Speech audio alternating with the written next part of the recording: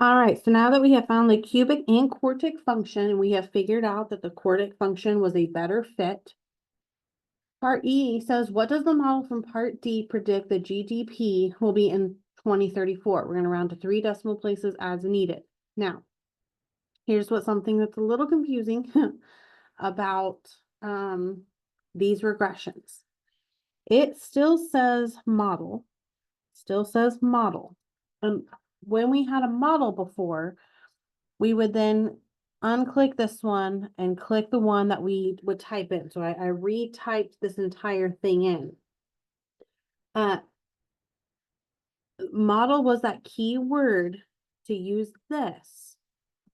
I have a note in my notes that we are not using this right here. So we don't need to type that in. We are using this regression right here. I'm just going to mark out model. And I'm going to make a little note off here to the side to use regression.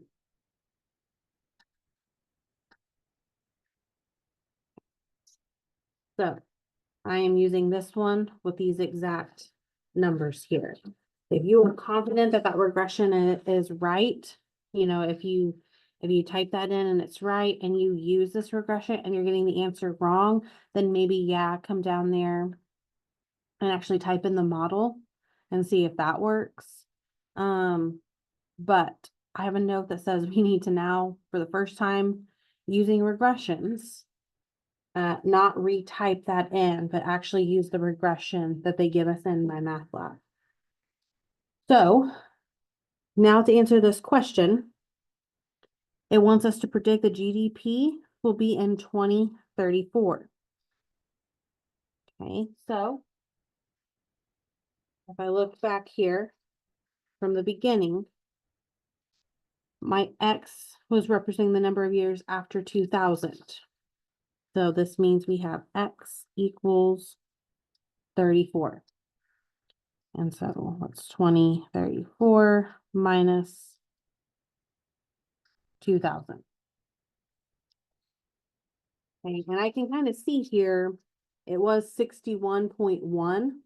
So we should be close to that here. Now sometimes it will actually ask you, like, what will it be in 2035? And that doesn't mean you're coming back up to this because we have a regression, so it should change slightly. Okay, not a lot, but slightly. So even if it gives you one of the years that are listed here, you're not using this table, you're using whatever the model, the regression, the function gives you at that point. So X equals 34, and that means we have 58 point round to 3 decimals. So 378. Okay. Word problems need word answers or at least units. So what are we talking about here? The GDP is in trillions of dollars. So we have this many. I'm going to just put the dollar signs. I'm going to put trillion behind that.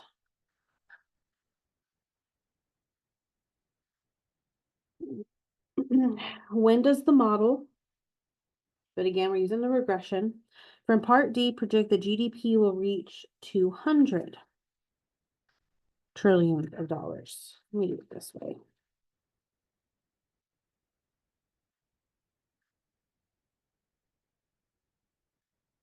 Okay, so but 200 represents what? Well, this is kind of the opposite. Y represents the GDP in trillions. So this is my Y. And it says, when does, I'm looking for that year, right? And so to kind of make this a little bit more accurate, this one was my Y coordinate. So now I'm looking for my X coordinate here since I know what my Y is. So I will change that to Y equals 200. And we get